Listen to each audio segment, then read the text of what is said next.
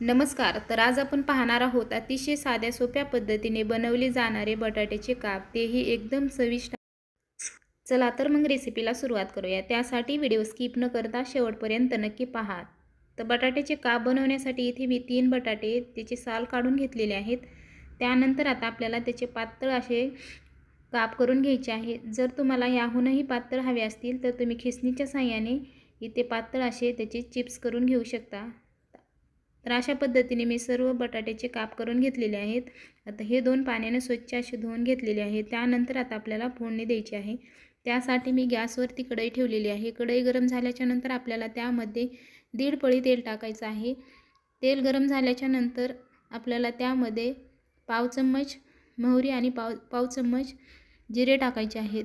जिरे मोहरी चांगली तडतडल्याच्या नंतर आपल्याला त्यामध्ये एक कांदा बारीक असा कट करून घेतलेला टाकायचा आहे. कांदा आपल्याला चांगला सोनेरी रंगावरती मस्त असा परतून घ्यायचा आहे. कांदा चांगला परतून झाल्यानंतर त्यामध्ये आपल्याला टोमॅटो टाकायचा आहे.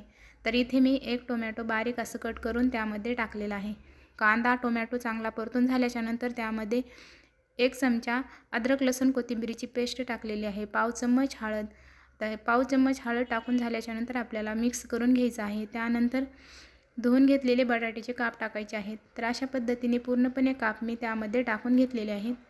काप टाकून घेतल्याच्या नंतर आपल्याला छान मिक्स करून घ्यायचं आहे. मिक्स करून घेतल्याच्या नंतर त्यामध्ये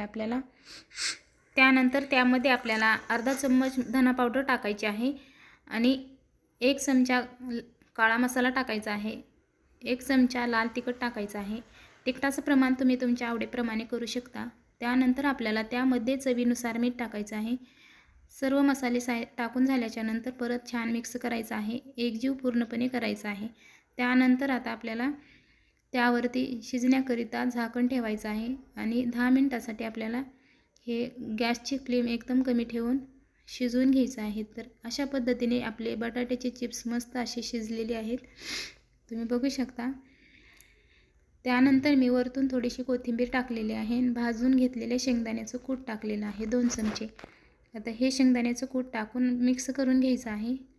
तर अशा पद्धतीचे मस्त असे आपले बटाट्याचे चिप्स तयार झालेले आहेत. तुम्ही पण अशा पद्धतीची बटाट्याची भाजी एकदा नक्की ट्राय करून पहा. खूप टेस्टी आणि चवदार होते. रेसिपी आवडली तर लाईक, शेअर आणि सबस्क्राईब करायला विसरू नका. तसेच पूर्ण व्हिडिओ पाहिल्याबद्दल धन्यवाद. पुन्हा भेटूया अशाच एका साध्या आणि सोप्या रेसिपीमध्ये.